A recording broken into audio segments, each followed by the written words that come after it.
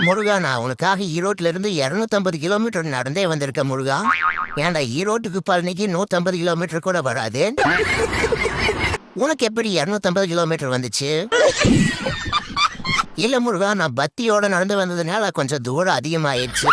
பக்தியோட நடந்து வந்தா தூரம் கம்மியா தான் ஆகும். எப்படி உனக்கு அதிகமாச்சு? அது சரி, எல்லாரும் மாலை போட்டு தான் நடந்து வருவாங்க. நீ என்ன மாலை போடாம சும்மாவே நடந்து வந்திருக்க? நான் ஒரு வேண்டுதலுக்காக வந்திருக்கேன் முருகா. அப்படி என்ன வேண்டுதல் உனக்கு? என்னோட காதல் சக்சஸ் ஆகணும் முருகா. ஓ, இந்த வேண்டுதலுக்காக தான் நீ 250 கிலோமீட்டர் நடந்தே வந்தியா? ஆமா முருகா, இந்த வேண்டுதலுக்காக தான் நீ நடந்து வர்றேன்னு தெரிஞ்சிருந்தா நான் உன்னை வர வேண்டானே சொல்லியிருப்பேன்.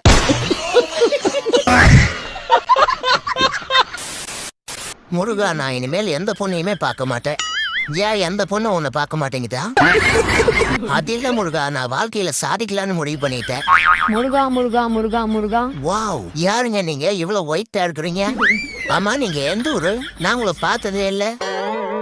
ஏண்டா இப்பதான் சாதிக்கணும்னு சொன்னேன். சாதனையா? ஆனா அந்த சாதனையை தூக்கி கொஞ்ச நேரம் குப்பையில போடும் முருகா. முருகா, இந்த அநியாயத்தை எல்லாம் நீ கேட்க மாட்டியா? என்ன அநியாயம்? பெண்கள் தினத்துக்கு எல்லா ஆண்களுமே வாழ்த்து சொல்றாங்க, ஆனா ஆண்கள் தினத்துக்கு எந்த பொண்ணுமே வாழ்த்து சொல்லல. இதுக்கு பேரு தான் அநியாயமா?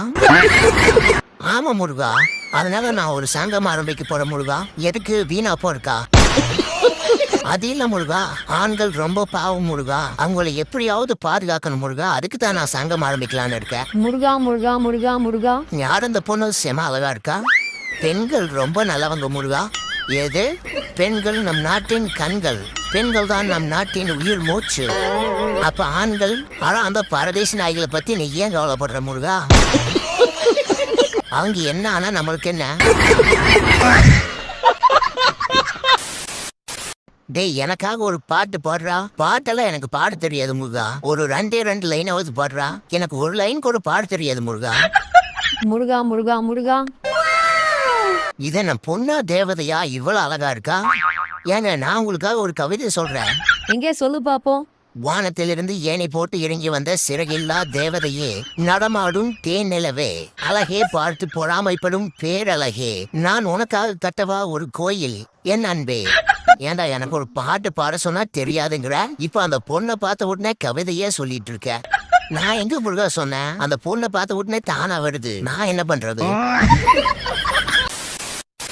வீட்டுக்கு போனா யாராவது கல்யாணம் பண்ணி சொல்ற அப்பா, அத்தை பொண்ணதான் கல்யாணம் பண்ண சொல்ற அம்மா, பேர குழந்தைகளை பார்க்கணும் சொல்ற பாட்டி, இந்த டார்ச்சர் எல்லாம் தாங்க முடியாம இன்ஸ்டாகிராமுக்கு வந்தா என்னையே ஏக்கமா பாக்குற பொண்ணு.